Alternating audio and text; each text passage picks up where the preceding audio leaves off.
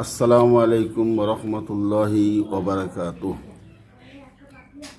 দক্ষিণ ২৪ পরগনা জেলা জমিয়তের পক্ষ থেকে আমি হাসানুজ্জামান বলছি। জেলা দক্ষিণ ২৪ পরগনার সকল ব্লক স্তরের সভাপতি, সেক্রেটারি তথা জমিয়ত কর্মী, বিশেষত মুসলিম সমাজকে লক্ষ্য করেই কথা বলার চেষ্টা করছি। বর্তমান ভারতবর্ষের যে পরিস্থিতি, ওই পরিস্থিতিতে ধর্মস্থান সুরক্ষা করা একান্ত আবশ্যক।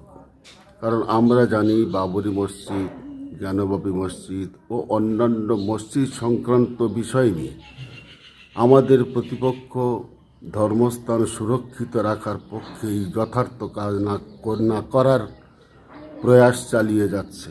সেই হেতু এর রক্ষা করার লক্ষ্যে প্রতিবাদ আমাদের করা নৈতিক দায়িত্ব কর্তব্য। তার ওই পরিপ্রেক্ষিতে আগামী ৯ ফেব্রুয়ারি শুক্রবার জুমার নামাজ আনতে রাজাবাজার থেকে এক ঐতিহাসিক মিছিল হবে।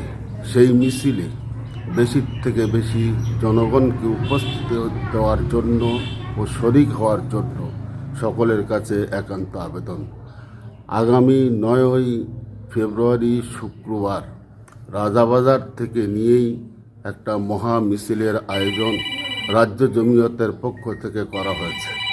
সেই হেতু প্রত্যেক ব্লক স্তরের সমস্ত ভাই ও বন্ধুদেরকে বলবো, মুসলিম জনগণকেও বলবো, উক্ত মিছিলে মসজিদ বা ধর্মস্থান সুরক্ষার লক্ষ্যেই আপনারা উপস্থিতি দিয়ে আমাদের নৈতিক দায়িত্ব পালন আমরা করব।